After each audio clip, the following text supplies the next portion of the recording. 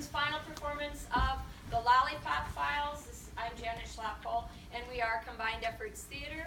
I just wanted to take a moment right now to remind you to silence everything that beeps and tweets and chirps, cell phones, everything else.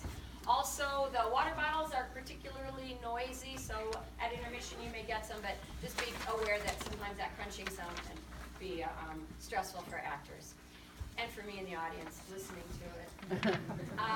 Combined Efforts Theater is a group that is purposefully inclusive of all people in the community. I think in that we represent a very good slice of our population here at Iowa City.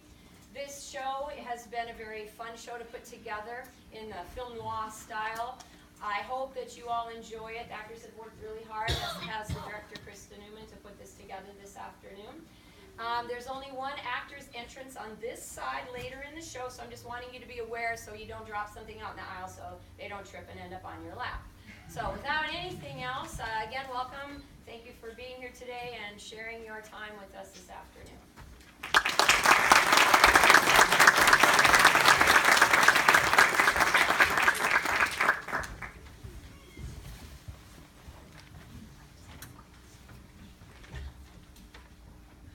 My name's Walter Falls. Friends call me Walt. Actually, I don't have any friends. They are a hazard in my business. I'm a private eye. And this is a Lollipop Files. Lollipops. You're thinking that's kid stuff, right? I'll tell you what, the Lollipop Syndicate was the biggest crime network this city ever saw. I'll tell you all about it. It was a dark and stormy night. The kind of night that makes you want to pack your whole life in a small suitcase and leave it behind at the train station. I grabbed my hat and my coat and headed out the door. I've been pounding the pavement for days. My head hurt. My feet hurt. My teeth hurt. I called into the station, told the sergeant all about the case I was working on. I told him I was going to go see the dentist, but tonight I was going to go watch the fight down at Shaughnessy's. I thought I'd relax watching the boxing match. I danced the canvas myself back in the day, when I retained an interest in the art. I'm a southpaw. When I got there, the fight was just starting. Come on!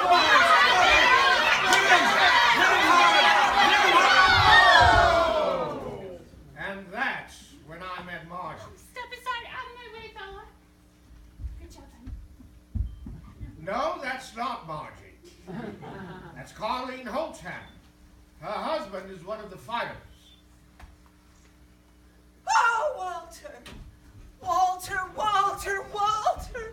No, that's not Margie. That's Curvaceous Lamone, the actress. She's easy on the eyes with claws like a cougar.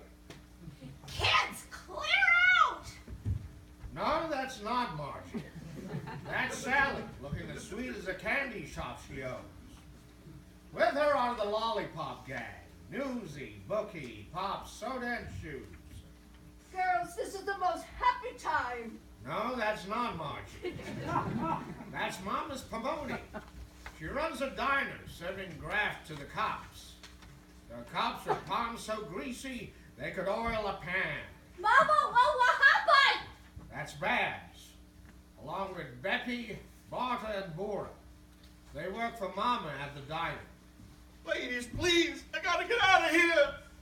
Now that guy with the two women fighting over him, that's Stinky Costello. He's in diapers. Okay, he's not in diapers.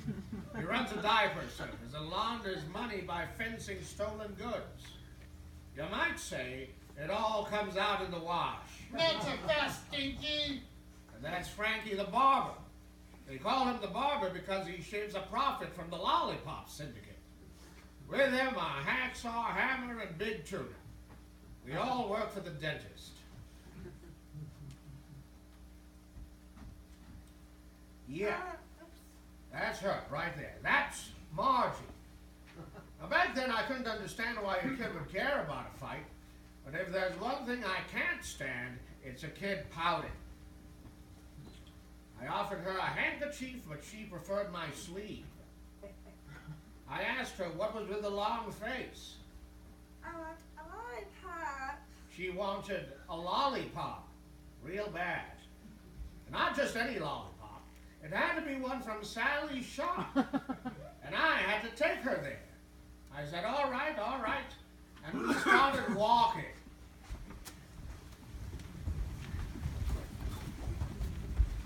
Now, it was a short walk, but I had the feeling that we was being followed.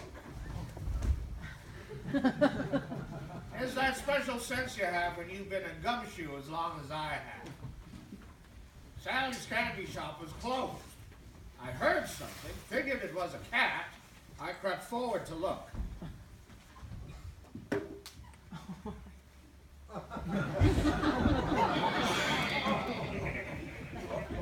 Suddenly, it was Goodnight Irene. I floated around in La La Land for I don't know how long. I wouldn't say I never knew what hit me, but They whacked you with this. I thought I was in the land of the Lilliputians. Then there she was again, Margie. I'm Margie. You're Paralyzed. And we're in big trouble. Okay, I guess if you're confused, you're not alone. I figure I'd better start at the beginning. I mean, the very beginning. Things have been really slow in the detective business. What with all the organized crime, seemed there wasn't much happening in the disorganized variety. I was at the office thinking about closing up, heading to Mama's Pomoni's Diner for a beef sandwich, coffee, strawberry pie, when she walked in. No, not Margie. Curvaceous Lamone, the actress. I need you to do something for me. I don't appear alone in public, and I don't give autographs. I have several adopted children. My agent thought that was a good idea, what with the depression and all. Appearing charitable, not motherly, you know. The youngest is a baby. I actually had to change his diaper myself. Can you imagine? I told her to cut to the chase. Oh, I like your style. I'm trying to recover a stolen item, but I want it kept out of the papers. I offered her a lolly. The stolen item was a sapphire ring. She refused to go to the police. She said she had her reasons. Boy, she suspected everyone. Her maids, her butler, her cook, her sister, Colleen Holtzhammer, even her adopted baby. I was trying to ask some questions, to close a few gaps, but, I'm out of time. I have to go sing lullabies to my adopted children. There's going to be a photographer from Life magazine there. Stop by my residence. Needn't remind you to be discreet. she gave me her address. I was just about to ask how much. 10,000. I was flabbergasted. You're cute. 10,000 is what you'll get if you're successful. The ring is worth $250,000. Holy guacamole, what a lucky break. But there wasn't anything I could do that night. I'm a lollipop man, and I was out of lollies, so I made a detour to Sally's candy shop. Those kids were working the counter. Usually I can talk to kids, but these two. What can I get you? I ordered a bag of lollies. Who for? I thought they were pulling my leg. So I told them, who do you think? They're for my barber. You've been to see the barber? I said, take a good look. So, you want the barber's lollies? I was starting to get steam. I told him to stop fooling and get a bag of lollipops or I'll take my business elsewhere. That made him jump. No, it's okay. Another kid came up from the back. All right, what's going on here? He wants the barber's lollies. Well, don't just stand there, get him the lollies. They gave me a bag of lollipops. I felt better, so imagine my surprise when one of them says, That'll be $300. $300. Oh, they're Frankie the barber's lollies. Boy, oh boy, I was boiling mad. But just then, Sally walked in from the back, looking as sweet as a kitten. Hey now, what seems to be the fuss about? I begged her pardon and told her the kids told me a bag of lollies cost $300. Well, now you'll just have to excuse them. Sometimes they like to joke with the customers. That'll be $1. But Sally, he said. I told her no harm done, paid for the lollies, headed out the door. Well, there goes Frankie's payoff. What? You sold Frankie the barber's lollies to a stranger. For $1. What? He said he was taking them to Frankie the barber. One of those lollipops has the daily lottery number on it. I took it on myself. Oh no! What are we gonna tell Frankie the barber? Oh, I don't believe it. That guy's been in here before. I'm sure he's a nobody. He didn't sound like a nobody. You always say you never know. Rule number 1, the barber gets his cut. Rule number 2, never go to the dentist. Margie, hurry! Follow that guy. Oh, this is all my fault. I'll think of something. Meanwhile, work on those lollipops. Out on the street, I ordered opened a lollipop. There was a number on the wrapper. Must be how they keep track of the lollipops here. I headed on to Mama's Pomoni's diner.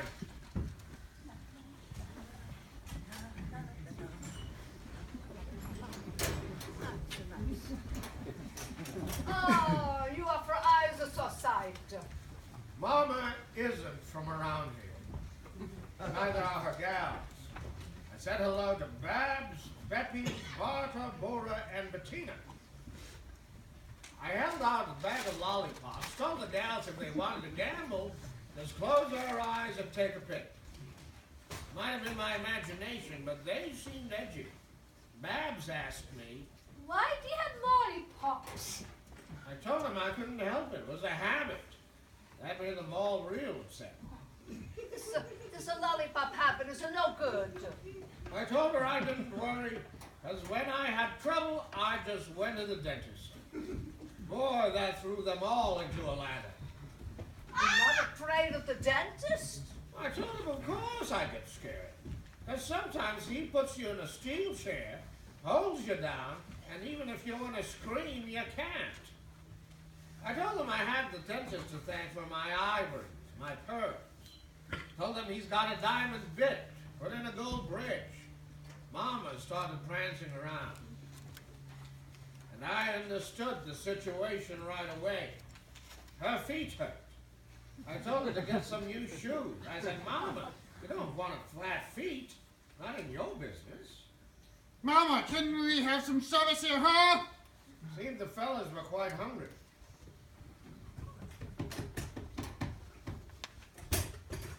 What does it mean you don't want flat feet in your business? And he was talking about the dentist. Who is that joker? Oh, he's a regular. He comes in every day. A beef sandwich, a cup of coffee, a strawberry I pie. don't care what he eats, Mama. Unless it's lollipops. Frankie the barber, when you gonna cut me loose? I want my diner back. Don't change the subject, Mama. Well, this is the subject. You say I get my diner back when I pay the flat feet some money. Keep your voice down. That's not the subject. The subject is that guy is cutting out of the business by directly dealing with the dentist. See? The dentist? No. My girls, they will take care of it. They're better English and better pretty. I don't care who does it. Got me? No, you got me. If you cross the dentist, I wouldn't want to be in your shoes.